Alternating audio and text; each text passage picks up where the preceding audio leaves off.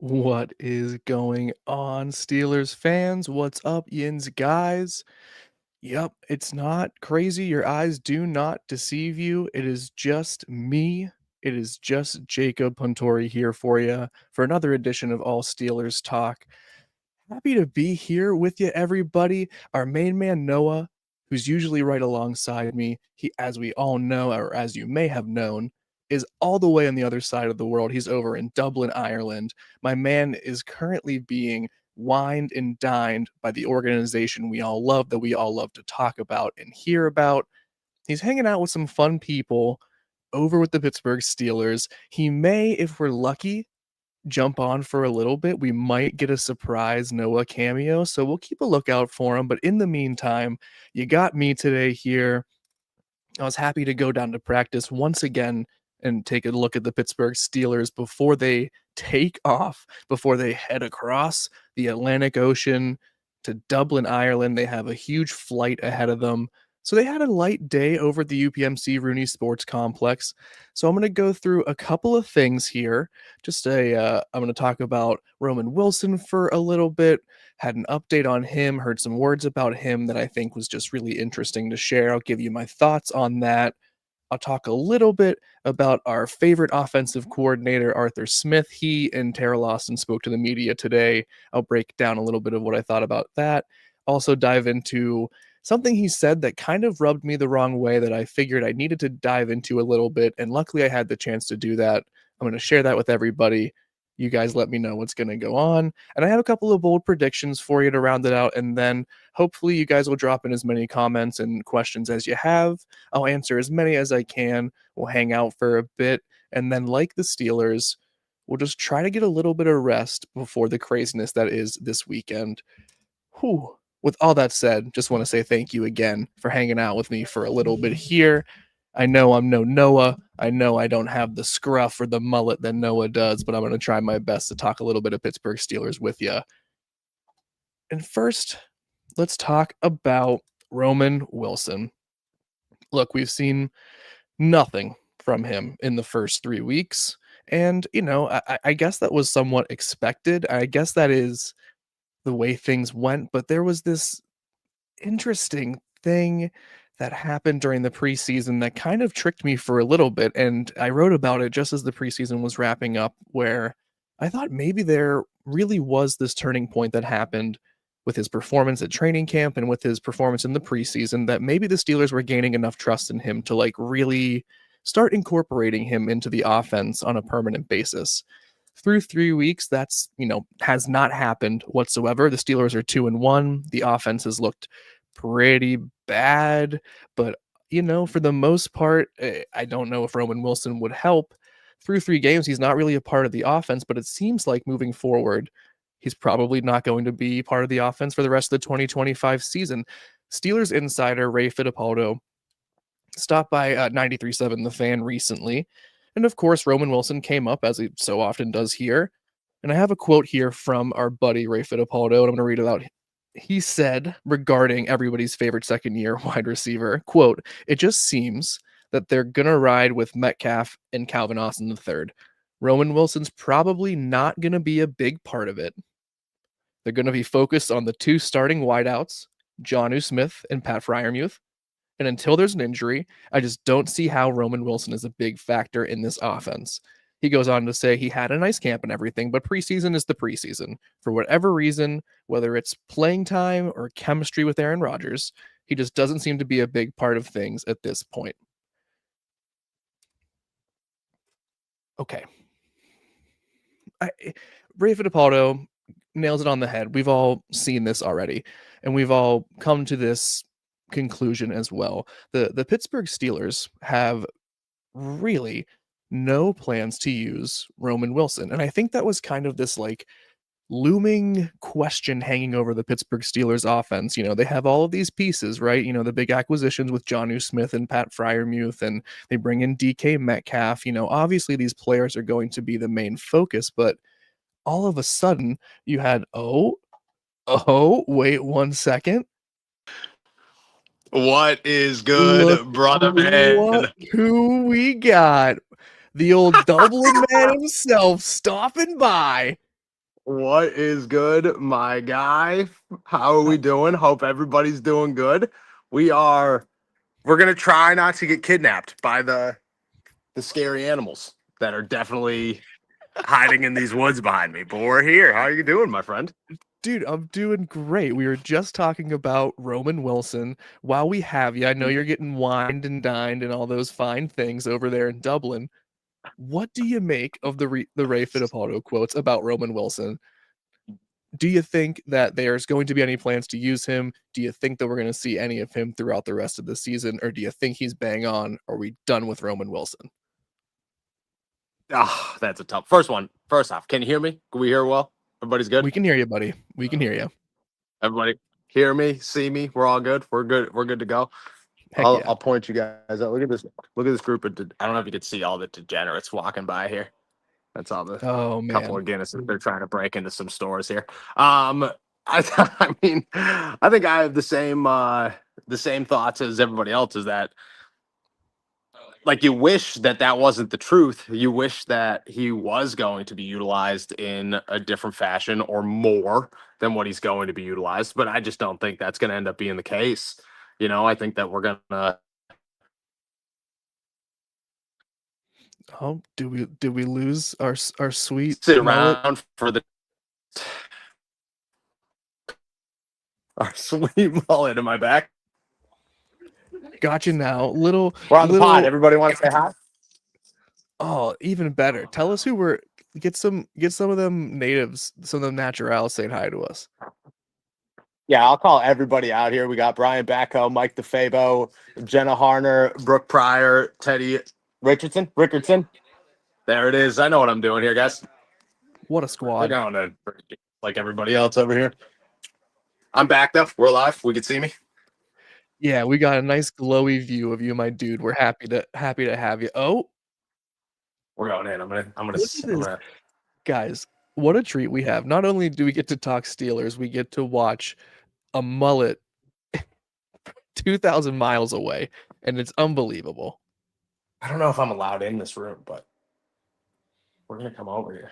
Look how crazy this hotel is, brother. Tell us where you're at. Tell us what we're seeing. So this is where the Steelers are staying. This is the room that they. This is not their room, but this is the I think the Carton House, I believe it's Carton called. House. Yeah, yeah. Um, that they will be practicing at for the next 2 days before they play the Minnesota Vikings. This is like we're headed towards the media workroom. Let me situate my bag situation, and I could take you guys through the rest of this tour live here on good old All Steelers Talk.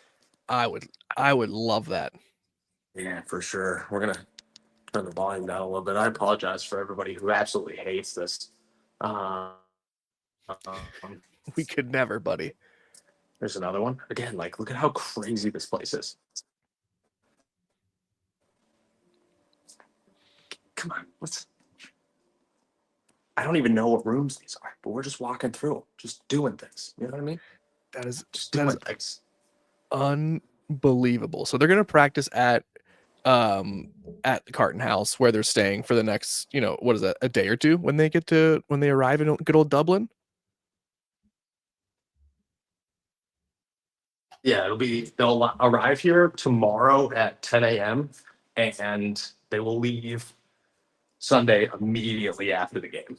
Um, that is where they'll go. Let me show you as we cross over. I'll show you um, the media workroom and where we will. I want to say that my biggest observation of this place is that it smells like it looks like the house, like the room in your grandmother's house that you're not allowed to go in. You know what I mean?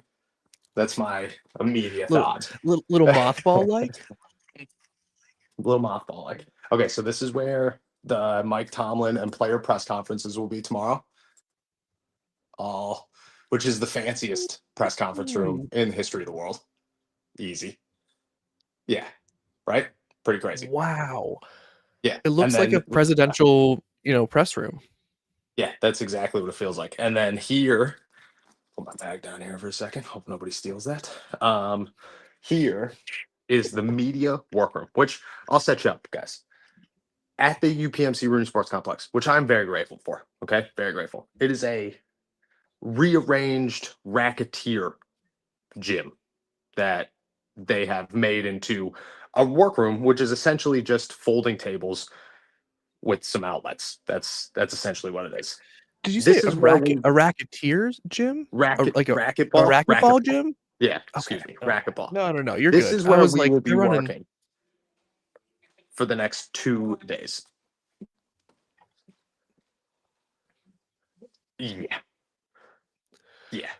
This is a castle. Unbelievable. Look at the ceilings on this thing. It's so crazy. Oh my gosh, I'm jealous, I'm in awe. I'm Yeah, like, I'm sure everybody who's watching with us right now and who will tune in later, like, holy lord, that looks yeah. epic. That looks like you're, again, like, in a mystical, magical castle, makes me think of The Lord of the Rings. Doesn't make me think you're on a work trip to cover the Pittsburgh Steelers, American football team in Ireland. No, not even a little bit. You know what I mean? Like I have no idea how I got this lucky. Very grateful for it. But Ireland's been, I mean, it was incredible. Finally got to, yesterday we talked about it like a little bit, like went to the Guinness, got to experience Ireland, and then got to like really experience Dublin last night. And I do want to piss off some Pit fans, and I love you guys. I'm so sorry that I have to do this. But could you play the video that I Of sent you? course. This is this is how the night ended last night at a local Dublin bar that me and my wife and some friends were at last night. Go ahead, show them the video.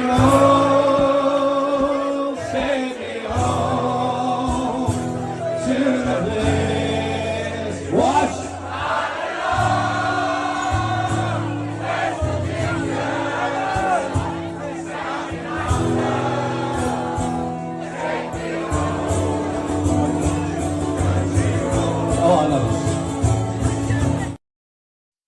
I could not.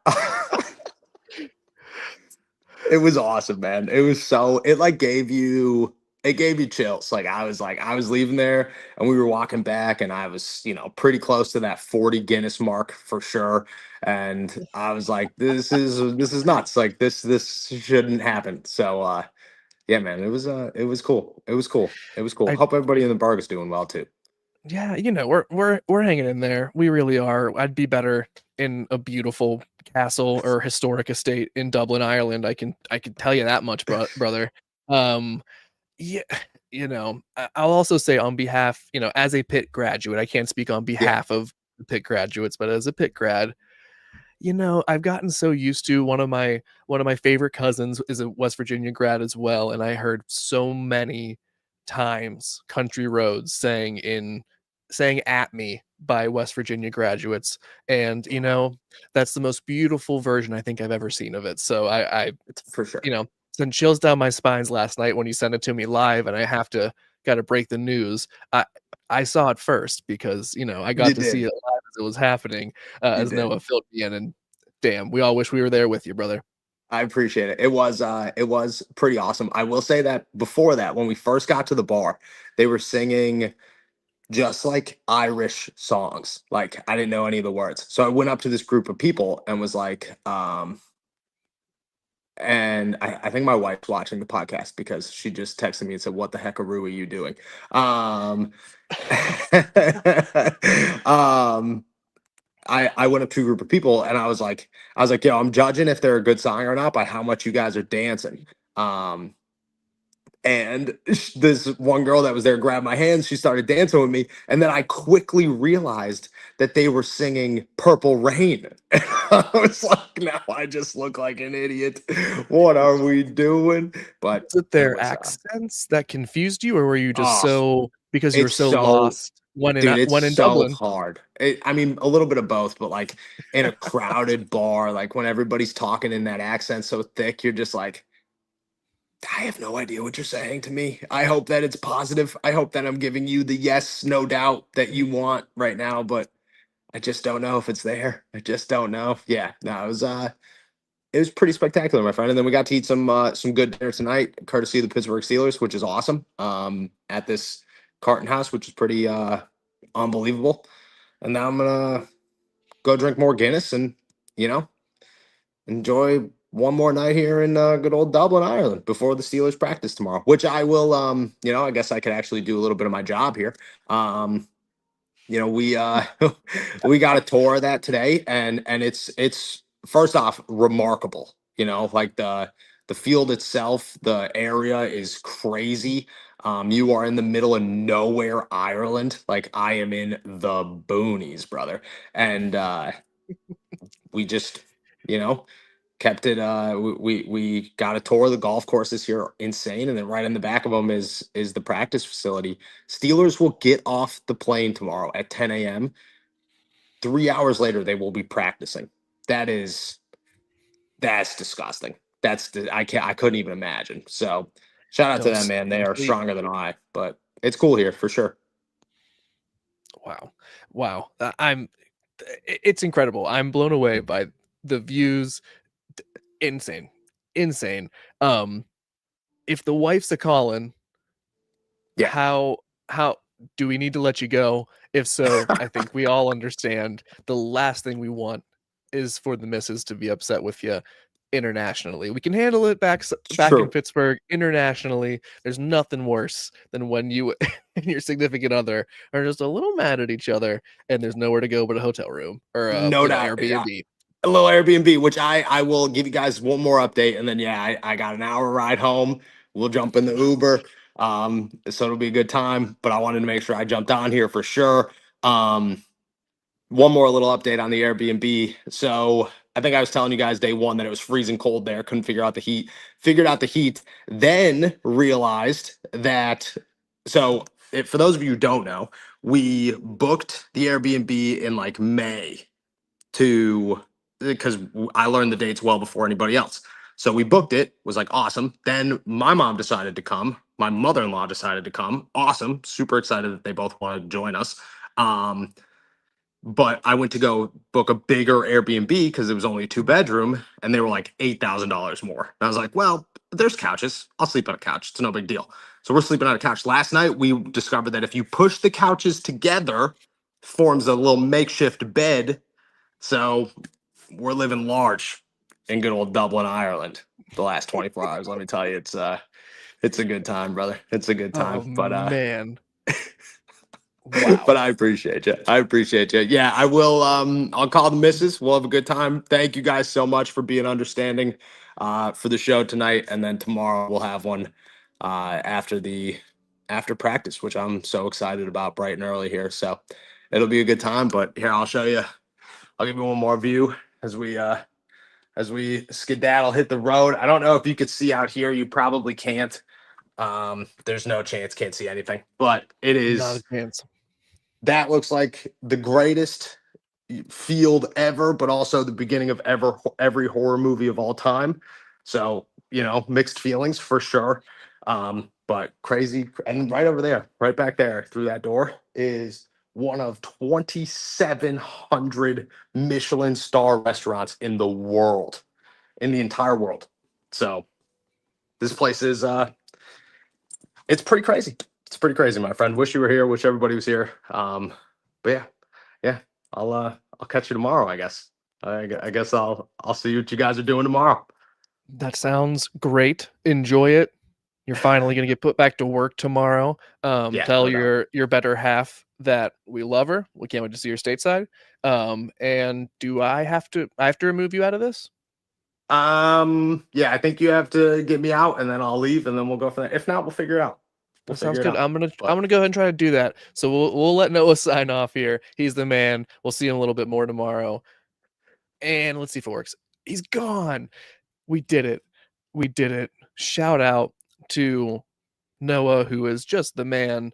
He is doing his thing over in Ireland. We appreciate him taking time just out of being there. I did some research today on where the Steelers are staying. The Carton House, just in case anyone is interested in how historical this place is. And yes, you did probably hear it correctly. They are just practicing. There's two, they call them pitches over there. There's two of them that are football field NFL regulation size that the Steelers will be practicing on. So they're going to get there. They're going to stay at the Carton House on those grounds. They're going to practice on those grounds. They're going to leave from those grounds after the game on Sunday morning for us. But one quick bit of history. That land, that plot of land, is an 1,100 acre plot of land, has been around since the 12th century. So lots of history there. It's probably haunted. We know Noah, attracts ghosts for the most part. So I anticipate there might be some spooky dooky stories to hear. But I'm like reeling from how cool that was, seeing all that stuff. I want to just get back to Roman Wilson real quick. And then we'll kind of get there, and then I will answer any questions that we have as well with the second half of what we got. Here's my thing with Roman Wilson. There's no plans for him, and I don't I don't think it matters even if there were. I think the issue is that, and Noah and I have talked about this so much recently, and I think it's painfully obvious. The pieces, the tools in the toolkit are not really the important part because they just really can't get the job done with what they have, period. I don't think it matters if they were to just thrust Roman Wilson into more snaps and force Aaron Rodgers to get Roman Wilson the ball more. I don't think that creates one, more offense for the Steelers right now, or two, a better receiver for Roman Wilson, or does it make his development speed up or accelerate? I just don't think. So that's my closing things on Roman Wilson, and I just we'll see if he can ever make a difference. He's a third round pick. You have to think eventually he might. Doesn't seem like it, and it seems like I'm not the only one who believes that's the case. Here's here's something interesting that happened that I want to mention real quick. So I was, like I mentioned earlier, I was down at the facilities today, talked with the coordinators, and Arthur Smith said something when he was talking, and I did not have time to clip it and upload it. So, forgive me. Again, shout out to Noah, how he does it so quickly. I don't know. But he said something about how someone he was asked about how can they improve on the possessions that they have to move down the field more, and it opened up Arthur Smith to this sort of like tangent about how he doesn't like to get into this school of thought about you know total yards. It's not all about accumulating yards. He said something, I have a quote here, you get in. It's not impressive to me if a team goes 4-12, but the guy, meaning the quarterback, throws for 4,000 yards. There's been teams that have higher total yards but aren't scoring much. I, that that what? I had some like sort of brain melting moment sitting in the media workroom whenever that was spoken, because I was like, that can't be true. That cannot. Yes, sure, there's anomalies. You can score a lot of yards, or you can produce a lot of yards. You can move the ball downfield and not score. You can be a very inaccurate sort of, you could have an inaccurate field goal kicker. You could have a team that is bad in the clutch, is not able to situationally score in the red zone, for example. Sure, those exist, but I was like, that cannot be the case. So I went back and I looked at last year's top offenses in the NFL. As you know, we're all pretty aware. It just cracked me up. Last year, the top four scoring offenses in the NFL, the Detroit Lions in order: Detroit Lions, Buffalo Bills, Baltimore Ravens, Tampa Bay Buccaneers. Four very good teams. The top three teams in total yards gained, produced: Baltimore, Detroit, Tampa Bay. The Bills were 10th. There was one anomaly. There was one bad team in that bunch, the Atlanta Falcons. Okay, maybe it was just, yeah, because you can use the data and the statistics to manipulate things. Um, anything you want to do, and you can take these numbers. You can. So I look at 2023 as well, just to make sure I'm not cherry picking anything. Okay, And here are the top 5 points scored in 2023. Dallas Cowboys, crazy. Miami Dolphins, San Francisco 49ers, Baltimore Ravens, Detroit Lions, Buffalo Bills. Top 4 teams in total yards. Miami Dolphins, San Francisco 49ers, Detroit Lions, Buffalo Bills. I listen, it's not a one-to-one. It's not the only thing that creates scoring chances, right? You can have big plays that move the ball 60 yards in one play. You can have long possession drives, lots of ways to do it. I find it very disconcerting to downplay the suggestion that gaining more yards, essentially just having the ball more and doing better, is not necessarily a guarantee to score more points. And I don't want to put words or context or intention into Arthur Smith's mouth. I don't want to speak for him at all. I know what he was intending to say by a lot of this was that, hey, we're getting better. We need to have longer possessions. We need to execute better, sure. But I don't want to get bogged down in just like padding stats or getting to a certain threshold or number or something like that. And all of a sudden, we figured out the offense. I get that. I just think he should have been a little bit more careful with the words he said because, you know, the quote, there's been teams that have higher total yards but aren't scoring much, is technically true. For the most part, it's not. And I just think that's kind of crazy. Um, so yeah, if you guys agree with me, drop a 7 in the chat. Just kidding.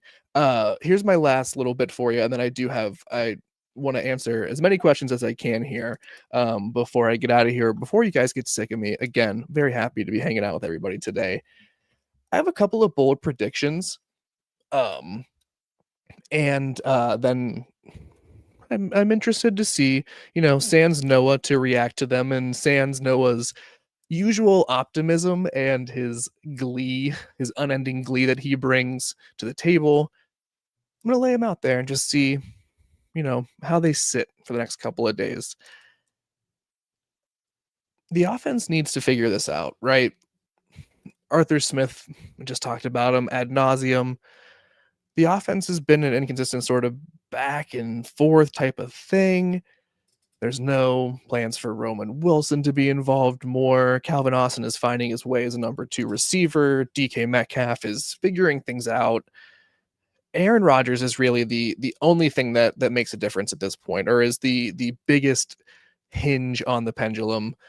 It's just the only way that they can get moving in any sort of way is for Aaron Rodgers to sort of lead them past the Minnesota Vikings.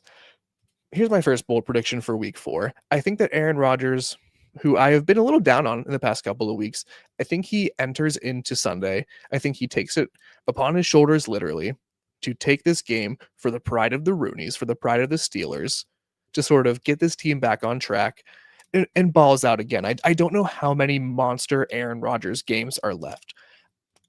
I understand that I have, again, I've been down on him. I don't think there are a lot of huge MVP performances in the tank for this 41-year-old quarterback. But what if there's one more here?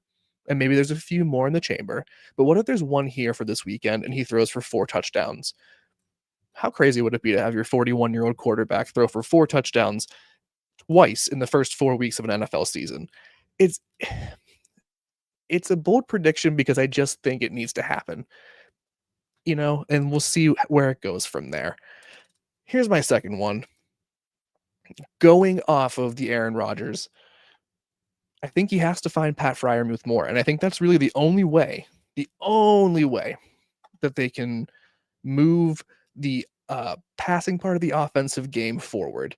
I think it's been an excellent sort of effort to involve Jonnu Smith more, but now he pops up on the injury report today. Limited participant in practice. He and Jalen Warren both limited in practice today. I think it's fair to say that the only options for the explosive plays to happen are Calvin Austin, who's been really the main target of these types of plays, DK Metcalf, and Pat Freiermuth. We've seen nothing from Pat Freiermuth so far. I don't know if it's his fault. Don't know if it's Aaron's fault. There's an intention to get the ball to them more. They all say they want to get the ball to the playmakers more. This would be a great opportunity to do it because I think Brian Flores's defense for Minnesota is going to scheme up an excellent way to confuse the offensive line, to disguise their coverage pre-snap.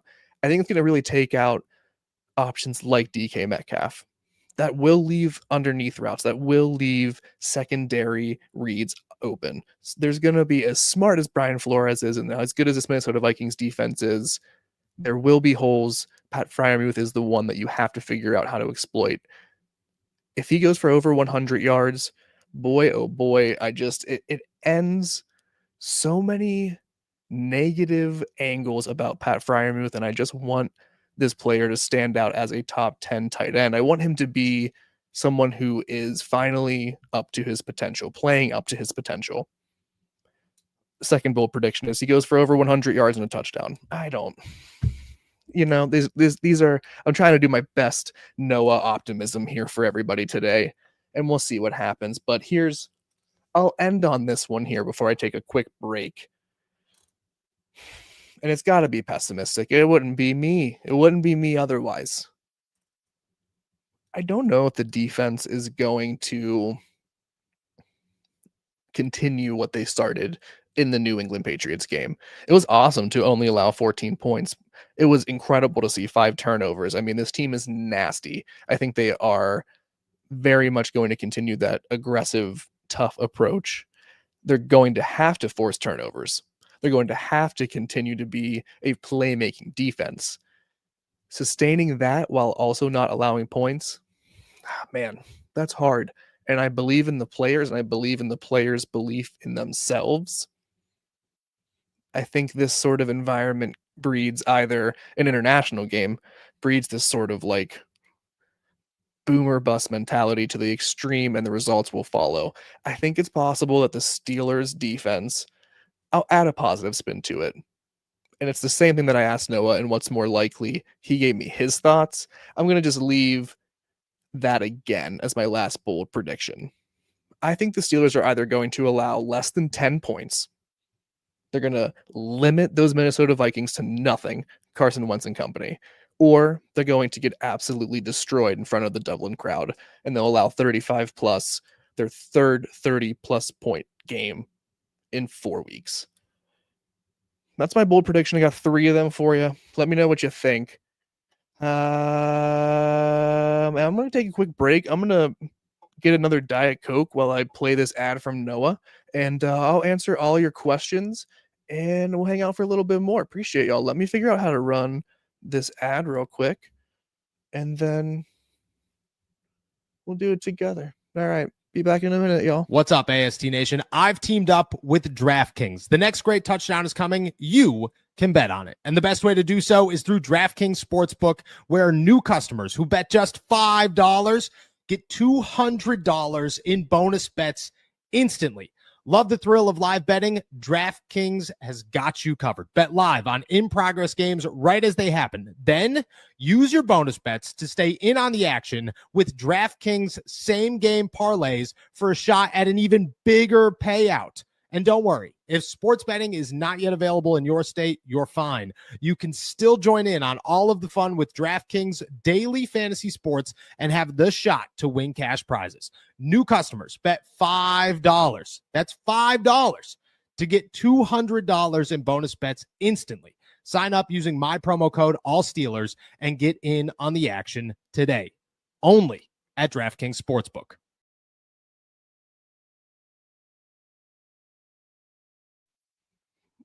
Quickest minute of my life.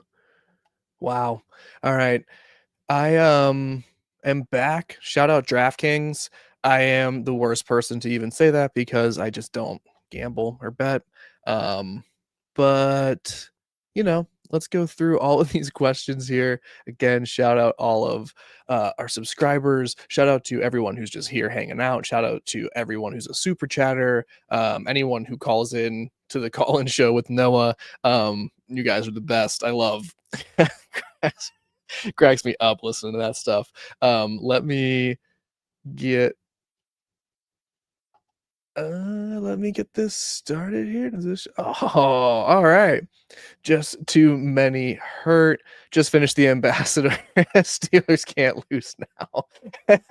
Yeah, I would encourage everybody to just take some inspiration for the weekend. Get yourself amped up. Music, movies, read a nice book that gets you there. It's going to be such an early start time. I'll be over at Park Place Pub over on Bryant Street, in Highland Park, hanging out with those folks over there. Best burgers in the city. Best place to just hang out with some friends. You want to hang out over there. Steelers can't lose, I guess, if we're all just hanging out, doing fun stuff over there. Let me Thanks, just too many hurt. Appreciate you, man.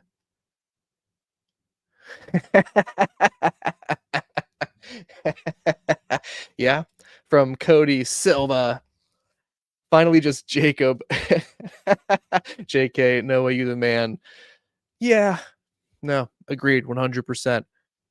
100%. All right, we got a two-part question here from Ernie. Are we getting Tyreek Hill? I'm still in the running for him, and the other one is I want Trey Sermon instead of Gainwell. Trey Sermon was elevated. I'll start with that one. He, elevated from to the 53-man roster for week 3 against the Patriots. I don't I like the addition of Trey Sermon. I've talked about him before being a nice switch up, a nice change of pace back. He plays a powerful game. He's just a visually bigger guy than Jalen Warren or Kenneth Gainwell. With Jalen Warren popping up on the injury report so late in the week, I think instead of a replacement of Sermon for Gainwell, I think we might see some sort of additional combination of Kenneth Gainwell and Trey Sermon in the absence or in the reduced usage of Jalen Warren. I like Trey Sermon a lot. I don't know if there's, Arthur Smith's offense has much use for a power between the tackles back. I think it's mostly guys who can, get outside, run wheel routes really well, who have pass protection skills and can chip and do things like that. But, it's Jalen Warren, it's Kenneth Gainwell. It's not guys like Trey Sermon. The first part of your question, are we getting Tyreek Hill? I don't know. I don't think so. I haven't heard anything about really any wide receiver movement on the Pittsburgh Steelers side, so I don't think so. But really, let me use that to add on from this real quick. I saw that from CJ42. Steelers got to trade for a wide receiver, like a Tyreek Hill or something like that. I understand that. I understand the need, and I agree that the team can be better personnel wise in a ton of ways. Like the roster construction, I think leaves a lot to be desired. We're seeing the flaws in it sort of play out.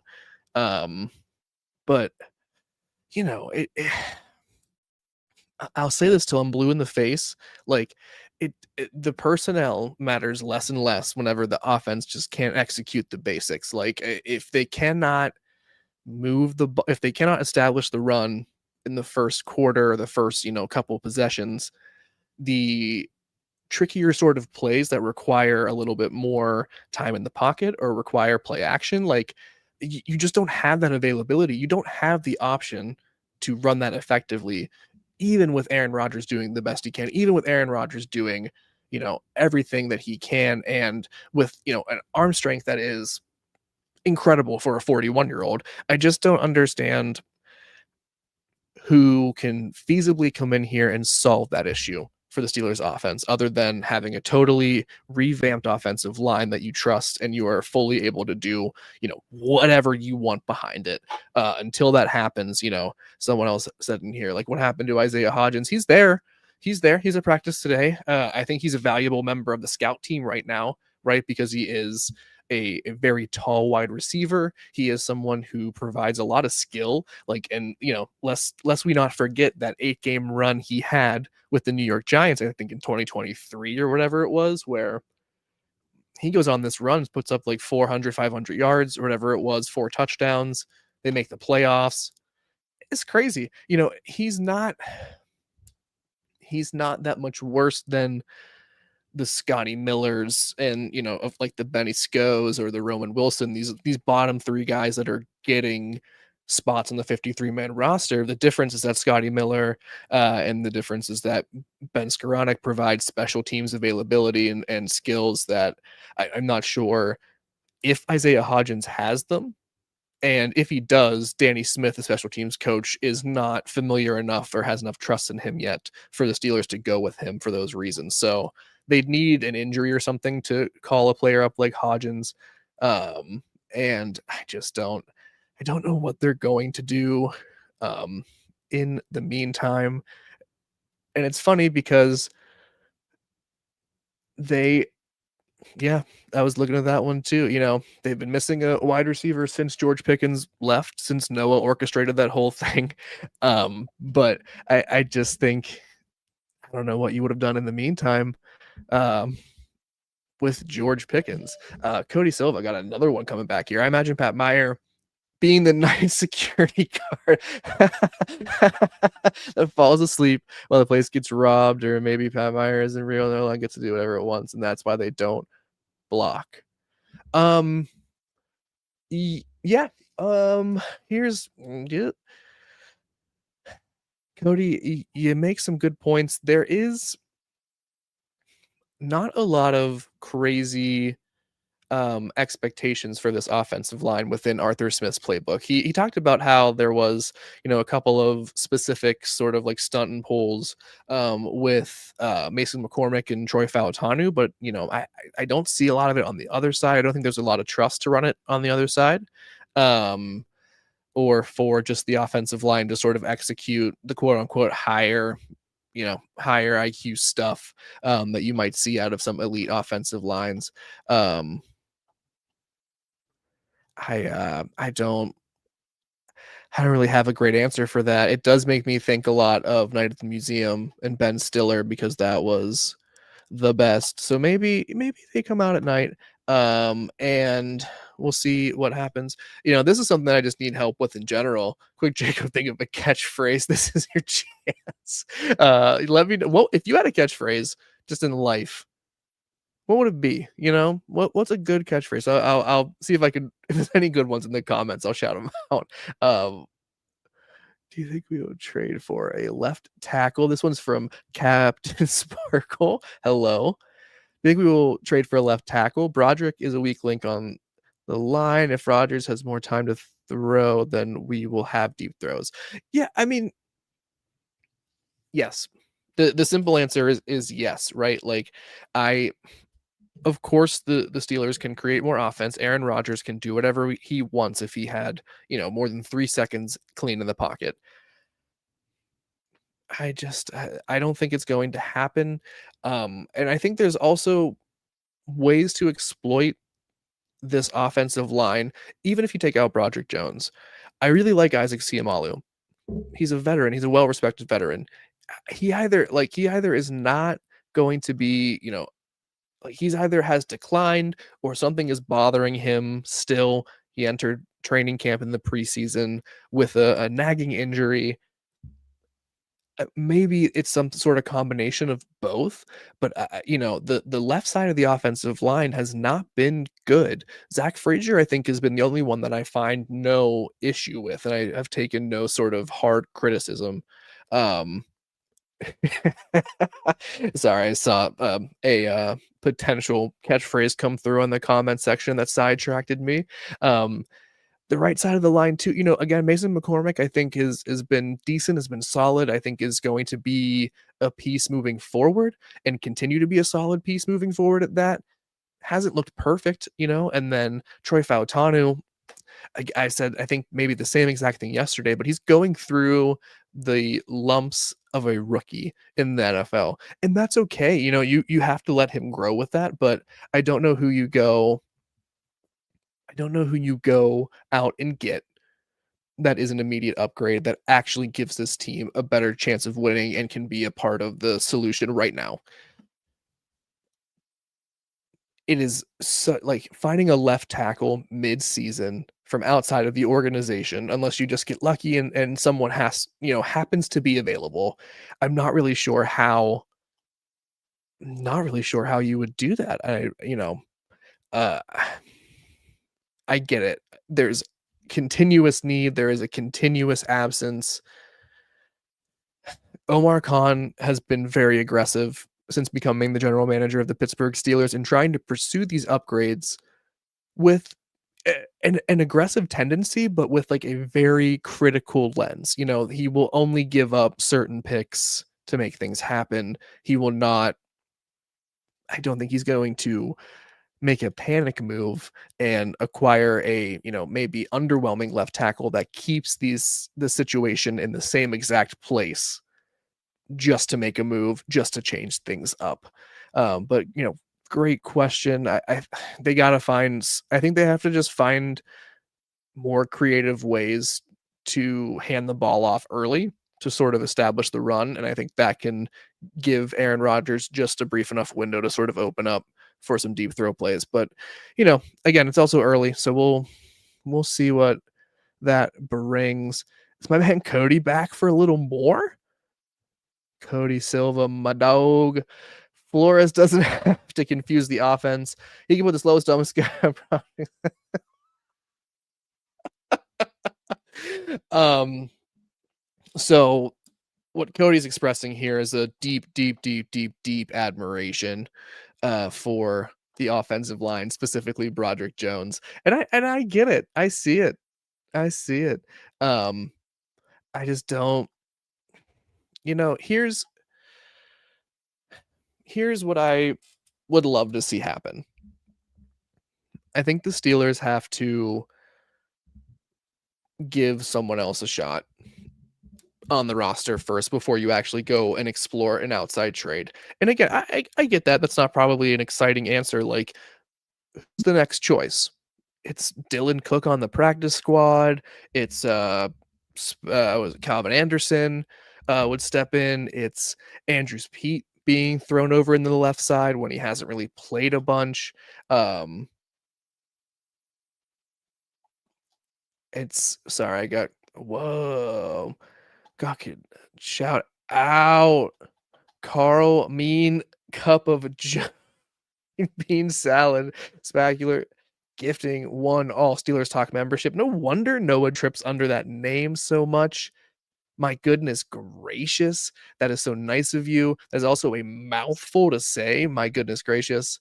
Wow. Thank you so much. That is incredible. Appreciate you so much. Tyrone, I see your comment about Mason. Fair. I mean, like, look, the criticisms are there.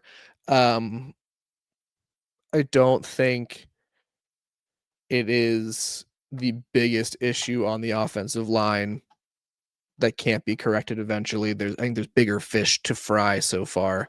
But I appreciate it. Broderick was.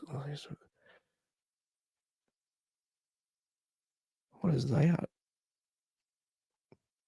Let me find your comment here, Thomas. Shout out to everybody who's hanging out here with me today. I do apologize for being a little slow on these comments. How does Noah do this so fast?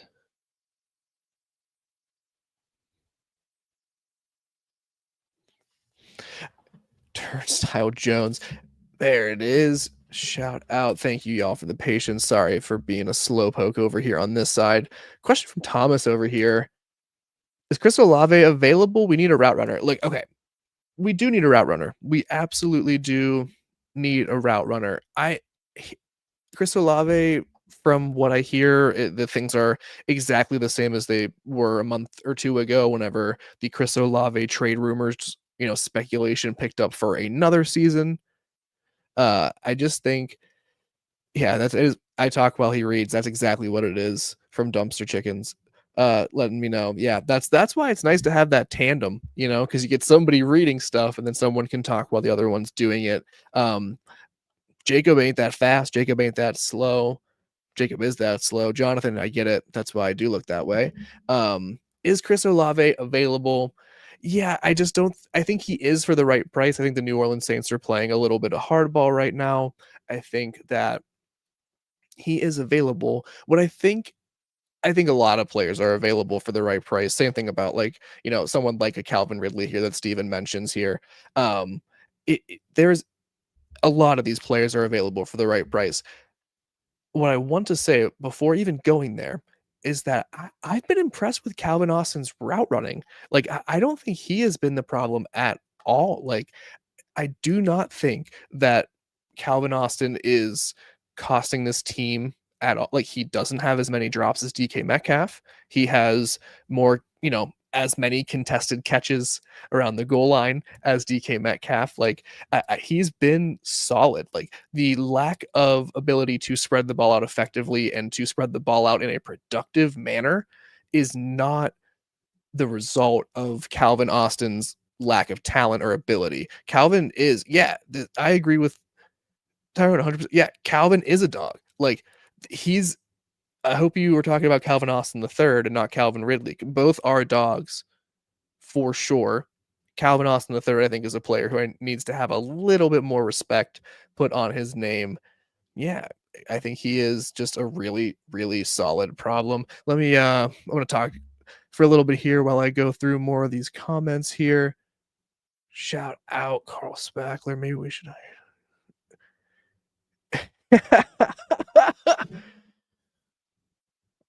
Any good? Shout out on that one. That's a great, great, great catchphrase. Life is like a box of chocolates. You never know if you'll get a salad. That is incredible. There, seen a player, Cody Silva again. Yeah, I mean, listen, I think we could talk ad nauseum about the issue with Broderick Jones. I think the issue with just sort of any individual member of the offensive line you could look at and you could pick at their individual performances, and there's a lot to be desired. There really is. But I just don't think that there are really, really quick solutions on any of these things. And I don't think that there's quick solutions to be had by going out, spending assets, and going out and acquiring somebody from outside of the organization. I would love for that to be the case, but I just do not think that is going to happen. There's a question here from Maddie that I want to talk about real quick.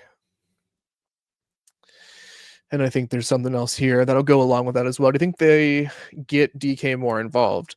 They want to. They absolutely want to. One thing Aaron Rodgers did say yesterday to the media whenever we were talking to him was, and he did a great, did the quarterback thing where he's like, I can be better. It's like, you have no time to throw, bud. What are you supposed to do? He's like, I can be better, but he mentioned something about how, Jaylen Warren has looked ready from the start. He mentioned how, his wide receivers have looked locked in. They're building that continuity, and now it's like time to execute. Part of that is getting the ball more to DK Metcalf. Do I think they're going to get the ball more to him more? They're going to try to. I don't really know. And this was, I think Jonathan had a question here too. Yeah, to get DK more receptions if we get another number 2. I don't think that the catch volume is indicative or will change regardless of personnel. And this is actually something that was really funny. Arthur Smith said in his presser today as well, is that he didn't seem to be a big fan of like advanced analytics or like, looking too deep into the numbers because he, for whatever reason, he had a lot of different viewpoints on that today. One of them was just, sort of Bundori's playbook tomorrow. Oh, sorry, I got sidetracked again. Yeah, just too many hurt. Real quick, I will say that there will be another episode of whatever that little series is that I'm doing coming out tomorrow, specifically for the Vikings versus the Steelers. So that'll come out at noon tomorrow. Just want to drop that real quick, and I think that that'll be good. But what Arthur Smith was saying was that he doesn't like this idea of like targets versus actual receptions. Like, he looks at it like his plays are designed with a primary target, with a secondary target, and then you have, so on and so forth. So, and as he said, and I'm paraphrasing for him again a little bit here, he described DK Metcalf as being the primary target in a lot of their playbook. And I think that is the case, has been the case, will continue to be the case. The Steelers want to get him the ball more. But I just think they are struggling to, they haven't been able to give Aaron enough time to get DK Metcalf the ball in those intermediate routes, in that 10 to 0 to 9 yard route and then beyond. They have barely any completions of 20 yards or more through 3 weeks. If you have more time in the pocket, you can get the ball to your best player when he's able to run those routes. They haven't been able to, so now they're shifting to, all right, we got to give him the ball via screen early just to make sure he's touching the ball, just to make sure that DK Metcalf is involved. Again, doesn't have enough time, doesn't have the blocking to make things happen. It's incumbent on him to acquire all of the yards after catch. That's not a recipe for success. I know that they have, plans to include him. He is the primary target so often. I just think their playbook and their game plan has had to be shifted so quickly and starkly because of their inability to protect the quarterback and move the ball, slowly but surely. Got another one here from ND Joe. And he said, we have barely seen what AR can do when given more than 2 seconds of time in the pocket. Give AR a wall in front of him, regardless of position, then we will truly see if we need another wide receiver or not. Yeah, I mean, that would absolutely be the ideal testing conditions to see if the Steelers need more weapons around Aaron Rodgers. I would venture to guess if the Steelers had their druthers, if they had a perfectly working in harmony offensive line, Aaron Rodgers makes this group look great. And I think the offense looks great. I think the offensive line is a big old problem, and it continues to be. It will continue to be. And this is where, here's a great question here from Potato Salad. Jacob, who's your trade target if you were GM? Here is I don't have wait, before I answer that, Potato Salad, yeah, for anyone who's not in the All Steelers Talk Fantasy Football League, I do apologize for the sidebar real quick, but Maddie, why did I decline your trade today? Because you offered me like 2 players who were great in name, but were being vastly outperformed by the 2 players you were asking me to give you back in return, and I just beat the ever-living snot out of the main host, my main man, Noah Strackby last week. So I'm riding high. I can't just give up on players like that so quickly. Back to Potato Salad. I don't have a specific trade target in mind. I'm going to be honest. I know that's a disappointing answer. If I were GM, I would spend my entire time pouring through current offensive linemen, evaluating them, looking for the one that they've missed, looking for the one who is ready to take that next step but can't get it in the location that they are currently in. I'm giving up the assets and I'm making it happen because this team can win if they have the right pieces and they are all coming together in the right way. I wish I had a better target for you. I know someone we talked about, was Andrew Thomas of the New York Giants. If he was healthy, I think there's like a nice, quick, easy answer. But like, I don't think that is going to happen right now. I really don't. But you guys let me know if yeah, the Pat Meyer stuff is very, very loud recently. Let's try this one from my main man, Carl. Here's my mission if I'm choosing to accept it. Pick only one that would help us the most. Plug and play prime Joe Thomas, replace Terrell Austin with Brian Flores, or replace Tomlin with peak Belichick. Here's a great question. Here is a great question because this really tells me what Carl thinks of the whole Belichick versus Brady debate. Like, who was the more important part of that? As if they weren't just like the two, like this, they were the sum of their parts was much greater, so to speak. Like, so I think having some better coaching would be nice. I just spent what felt like an hour talking about offensive line troubles for the Pittsburgh Steelers. Give me someone like plug and play prime Joe Thomas coming in here and just giving Aaron Rodgers the protection he needs. I think we all would feel so much better about that for the rest of the season. I understand that like Bill Belichick is the greatest coach of all time. The winning is, whatever. But like, have you watched UNC lately? Did you see every single game Tom Brady played without Bill Belichick. Like, there's greatness, a lot of it, but I don't know. I don't know. Here's a great one for Maddie here too. Do you think we can keep Wentz in check to win? I think we can. I think the question is mostly like it's not about Wentz. It's about is Joey Porter Jr. healthy enough to help keep Justin Jefferson on the outside?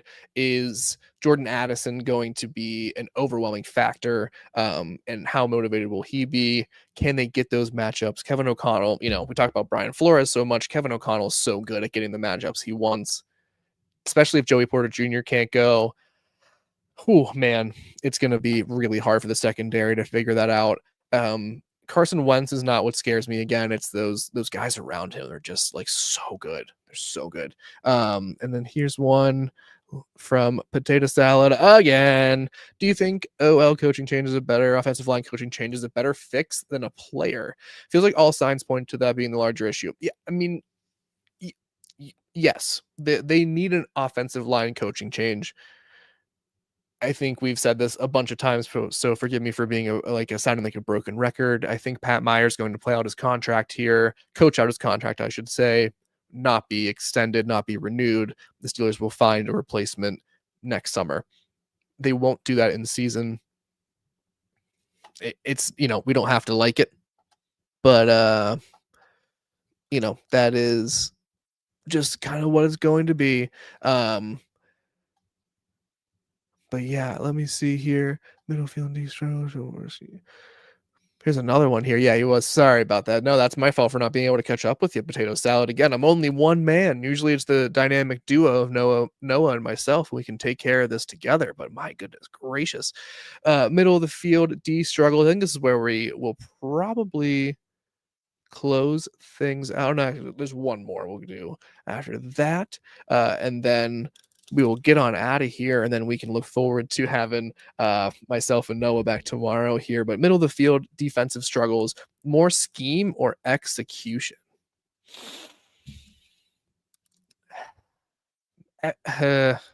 Execution is a big part of it.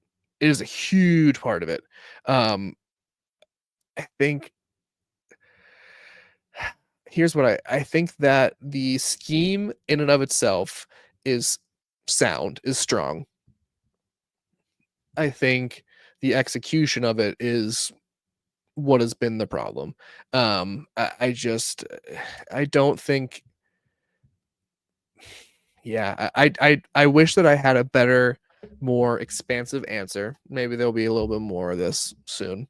But I think that what really is going to get this team over the hump is just having is just stacking those solid performances. Like they're not going to find like a way to just suddenly become locked down in the middle of the field. They're not going to find a way to totally take away that second level. They're not going to find a way to do that overnight. But what they can do is start to look a little bit better. And what they can do is to execute a little bit more. Tara Lawson, the defensive coordinator, I think has called for that a little bit more. I think the players have called for that a little bit more on themselves. I think it starts there. I know there's a lot that isn't the best, but it's a execution is will make up for any sort of schemes that fail. And these players were brought in and they were paid all this money to basically do that. And I think that is why the execution is what matters more than just the scheme.